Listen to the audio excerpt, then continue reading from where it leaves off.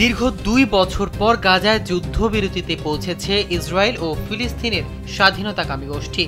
মার্কিন president Donald ট্রাম্পের ঘোষিত গাজার শান্তি পরিকল্পনা নিয়ে বেশ তৎপর ছিল আরব ও মুসলিম বিশ্বের নেতারা।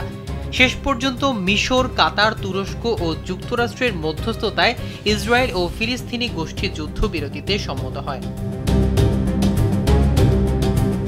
তবে ট্রাম্পের ঘোষিত ২০ দফা প্রস্তাব নিয়ে এতদিন কোনো চুক্তি স্বাক্ষর হয়নি। শেষ পর্যন্ত নানা জল্পনা কল্পনা শেষে সোমবার মিশরের পর্যটন নগরী শার্ম আল শেখে ঐতিহাসিক ওই চুক্তিটি স্বাক্ষরিত হয়। এতে যোগ দেন যুক্তরাষ্ট্র, যুক্তরাজ্য, জার্মানি, ফ্রান্স, ইতালি সহ বিশ্বের ২০ দেশের নেতারা। জীবন অবাক না করলে কে করবে? ২৮% মিল্ক ফ্যাটের অবাক করার সাথে ফ্রেশ মিল্ক পাউডার। জীবন অবাক করুক প্রতিদিন। এই সম্মেলনে ইসরায়েলের প্রধানমন্ত্রী বেনিয়ামিন নেতানিয়াহু আমন্ত্রণ পেলেও যোগ দিতে পারেননি।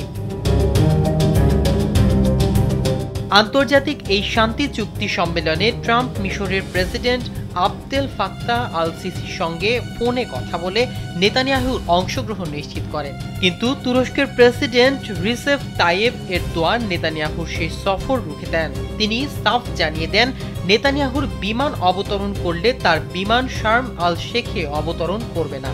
শেষ পর্যন্ত এরদোয়ানের দৃঢ়তায় মিশর সম্মেলনে যেতে বাধ্য হন নেতানিয়াহু।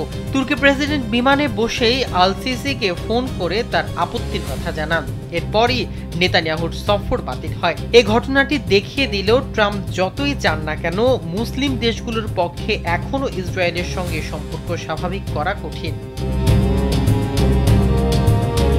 এদিকে তুরস্কে এরদোয়ানের জনপ্রিয়তা ইসরায়েল বিরোধী অবস্থানের ওপর অনেকটাই নির্ভরশীল। তাই নেতানিয়াহুর সঙ্গে করমর্দন বা আলোচনার ছবি প্রকাশ পেলে তা দেশটির রাজনীতিতে নেতিবাচক প্রভাব ফেলত। মাহমুদুর রহমান সিয়াম, কালবেলা।